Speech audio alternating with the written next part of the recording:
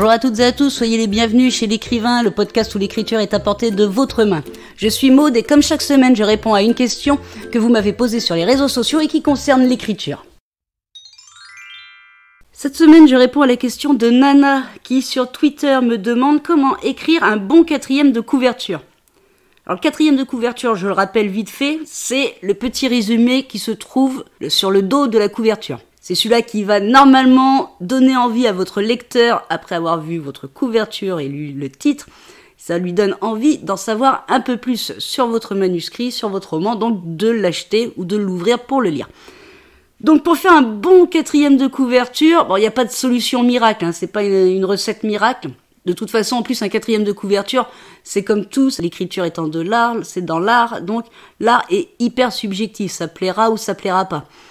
Mais vous pouvez quand même mettre un peu les chances de votre côté en essayant de le faire au mieux. Donc les quelques astuces que je vais vous donner vont pouvoir vous servir à faire un 4e de couverture qui peut quand même bien intéresser un lecteur. Alors la première astuce, c'est d'essayer de tout de suite indiquer qui est votre personnage principal. Comment s'appelle celui ou celle que va suivre votre lecteur? Il faut déjà qu'il crée un petit lien entre lui et le personnage afin de pouvoir rentrer dans une empathie avec votre personnage. Donc, essayez de le nommer, pas le décrire, hein. C'est pas non plus un roman qu'on vous demande en 4e de couverture, il faut que ça soit très rapide. Donc, essayez de le décrire, donner son prénom au moins, dites si c'est un homme, une femme, ou un jeune homme, une jeune femme, et essayez également de déterminer un peu, légèrement, juste effleurer à la surface, qui est votre personnage principal. Ensuite, deuxième astuce, c'est de pouvoir indiquer à votre futur lecteur quel est le thème de l'histoire. Dans quel genre d'aventure il va se lancer en lisant votre roman? Est-ce que c'est un roman policier? Est-ce que c'est un roman feel-good? Est-ce que c'est un roman historique? Essayez de lui donner quelques indices sur le genre, parce que bon d'accord, il a vu la couverture, il a vu le titre, mais essayez de mieux l'orienter en faisant votre 4e de couverture ainsi. Troisième astuce, enfin un peu la dernière, essayez de finir votre 4e de couverture par des questions. Les questions, ça marche très bien. Comment va-t-il s'en sortir? Arrivera-t-il à temps? Comment X peut résoudre cette énigme?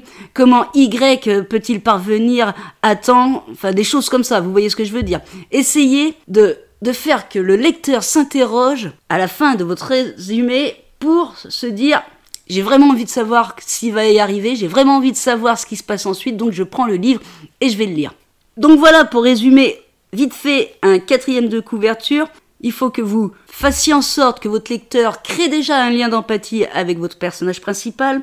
Il faut que votre lecteur puisse identifier le style, le genre de roman qu'il va lire. Et ensuite, il faut que votre lecteur puisse se poser quelques questions afin qu'il ait envie de prendre votre livre et de le lire jusqu'au bout.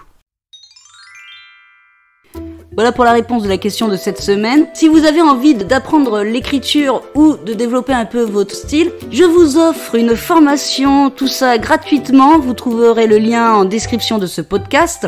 Si vous avez envie de me poser une question sur l'écriture, n'hésitez pas à me contacter sur les réseaux sociaux. Sinon, je vous retrouve la semaine prochaine pour la réponse à une nouvelle question. En attendant, bonne écriture à toutes et à tous et prenez soin de vous.